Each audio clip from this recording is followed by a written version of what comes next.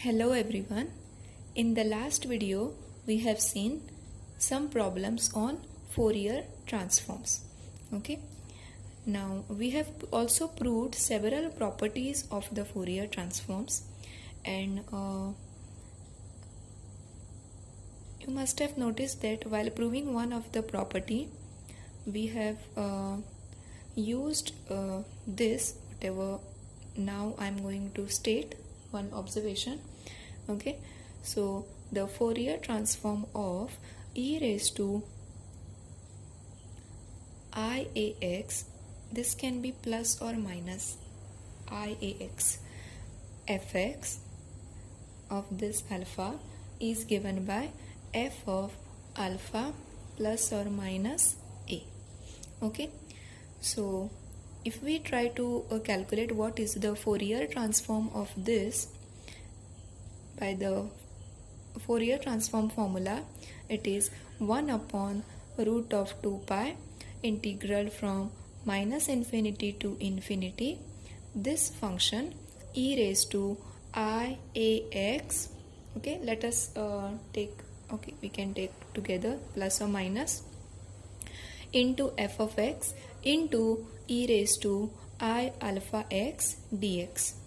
Okay, so this I can write it as 1 upon root of 2 pi integral from minus infinity to infinity f of x into e raised to I x. So this will be alpha plus or minus a, depending on what it is, plus or minus a. So ix I can take common into this dx. Okay, so this will be 1 upon root of 2 pi integral from minus infinity to infinity e raised to I alpha plus or minus a x dx, which is f of alpha plus or minus a. Okay, if you see here, I didn't state this as a separate property because we have used this in one of the main properties that we have proved. Okay, and you will observe that if you have a function which is multiplied by e raised to IAX, then the Fourier transform of such a function f of x into this is given by this. In one of the standard properties we have already used it. Okay, that's why I didn't state it under the properties of Fourier transforms. Okay, the next thing is, in one of the exercises I have given you all the problem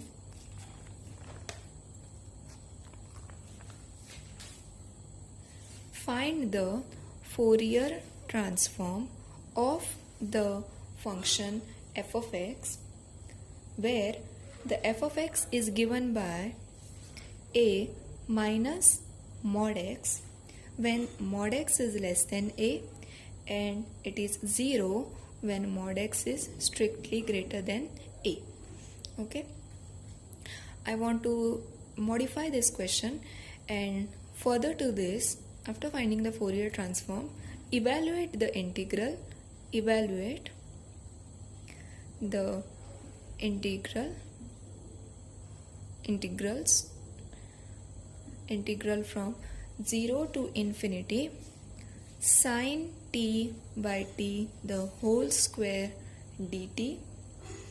Okay, this answer will come out to be equal to pi by 2. In fact, I can say show that the integral this is equal to pi by 2, and integral from 0 to infinity sin of t by t is 4 dt is equal to pi by 3. Okay, if any one of you has tried to solve this problem, okay, if you have tried to find the Fourier transform of the function f of x, which is given in this way. Okay, you will observe that your Fourier transform is in terms of exponential function. Okay, now we are asked to find the integral from 0 to infinity sine t dt by t the whole square dt. Okay, this will be actually equal to pi by 2. Then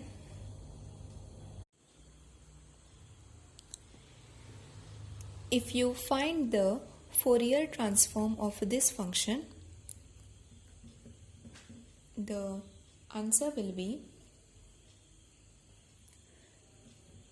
root of 2 by pi into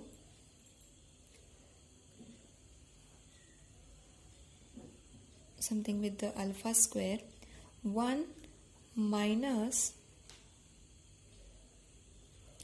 here you will get the exponential representation of the function cos of x. Okay, so in fact it will be cos of alpha a. You will get the exponential representation here, which you can write it in this form.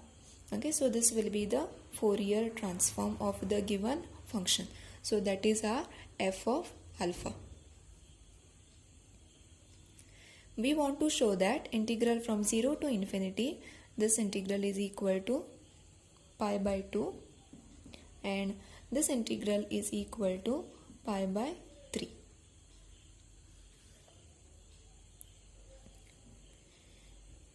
So we shall convert this in terms of sine. What is 1 minus cos alpha a in terms of sine? So it will be root of 2 by pi into 2 sine square half angle alpha a by 2 by alpha square.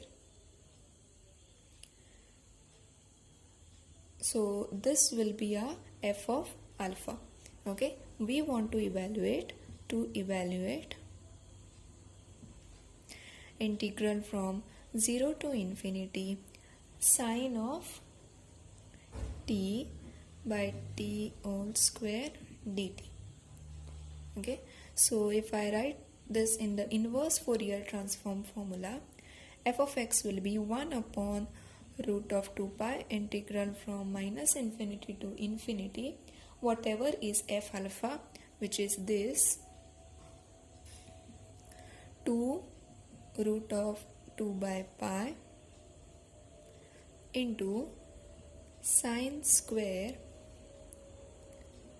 alpha a by 2 by alpha square e raised to minus I alpha x d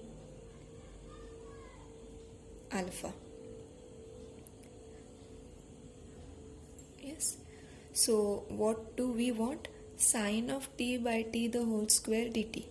Okay, so if you see here, the variable is different. Here we have in terms of alpha, it's given in terms of t, we are getting in terms of alpha. It's just the change of notation, meaning this variable.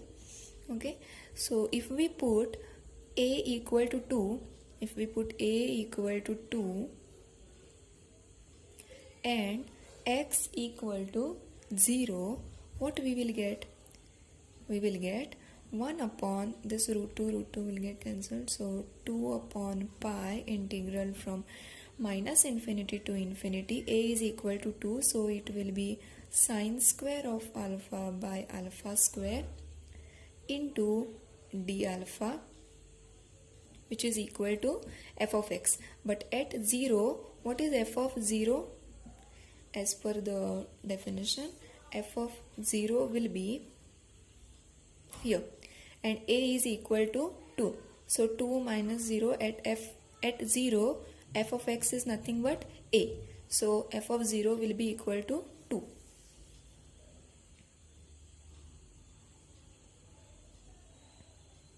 So f of 0 is 2 and this is 2 by pi. You can see this is the even function, okay, and we can write it as 2 times integral from 0 to infinity sine of alpha by alpha the whole square d alpha, and this is 2 times into 2 pi, so it will be 4 by pi, and hence what we will get is the value of this integral is equal to pi by 2.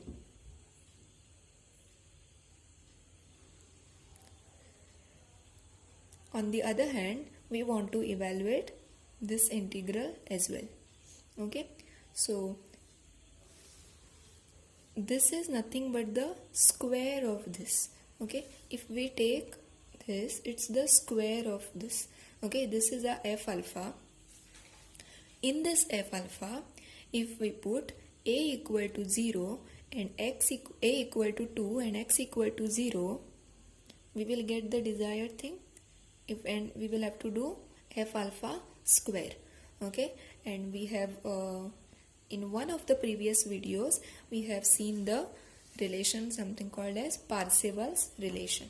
Okay, so by using Parseval's relation, integral from minus infinity to infinity f alpha square, this is equal to integral from minus infinity to infinity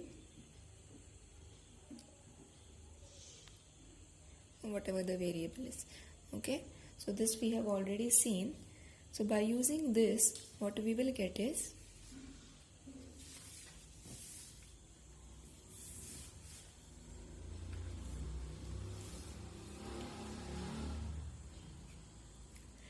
integral from minus infinity to infinity 2 times this f alpha. Okay, so it will be sine square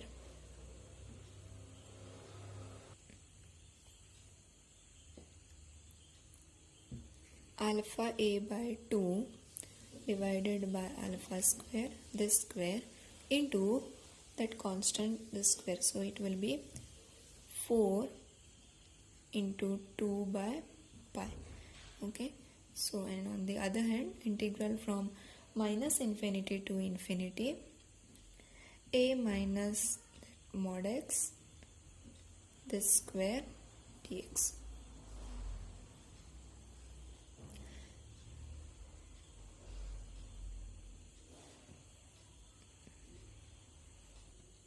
If you observe, these are the even functions, so the intervals will get reduced to 0 to infinity 2 times integral from 0 to infinity. Okay, we will get a minus that x the whole square, because we will be left with 0 to infinity now, and in that interval mod x will be x. So if you expand this, then on the interval 0 to infinity, what will happen is, as per the definition of function,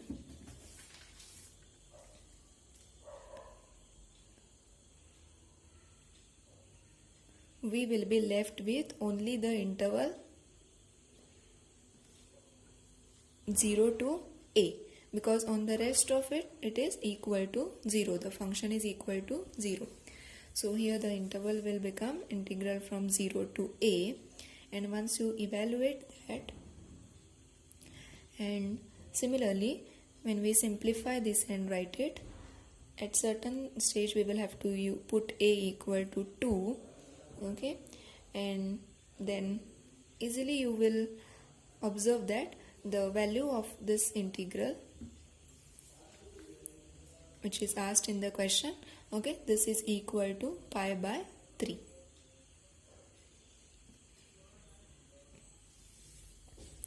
You need to simplify this and write it.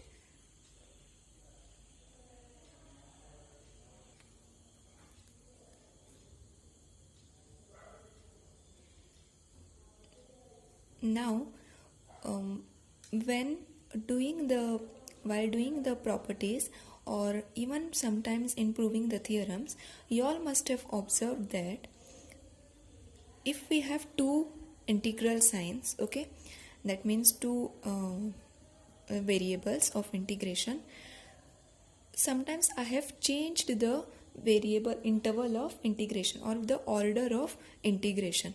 Okay, I have written down the functions, whatever other functions, I can take this outside if it is dx and du I have written here dx outside, and the functions of x are pulled outside, and with du functions of du are taken inside and they are integrated, and the two separate integrals are written.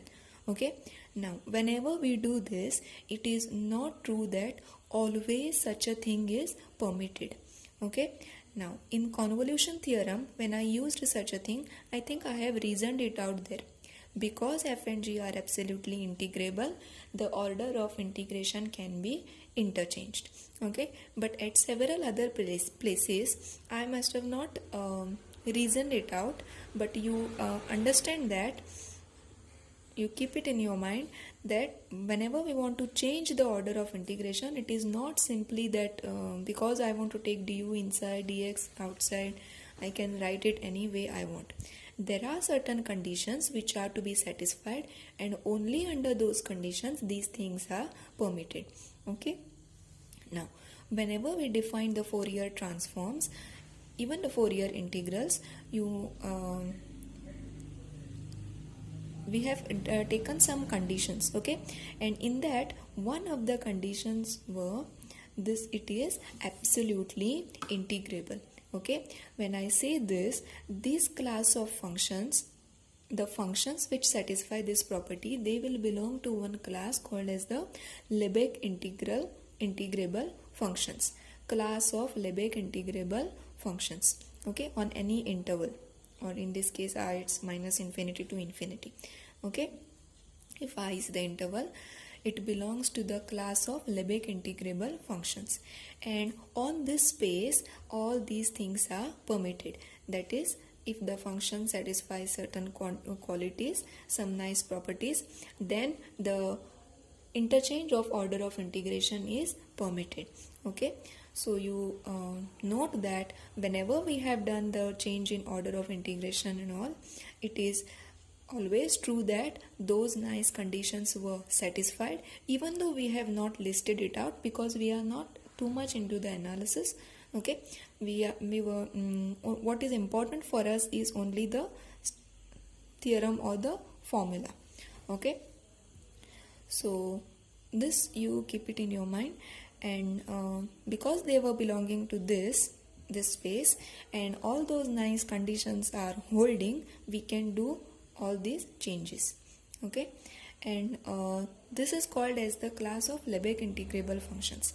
Now what is Lebesgue integrable functions? You all must have already come across the Riemann integration. Okay, Riemann integrable functions. When you have Riemann integrable functions, there are certain properties which are satisfied. Okay, but as we go to study the analysis at a higher stage,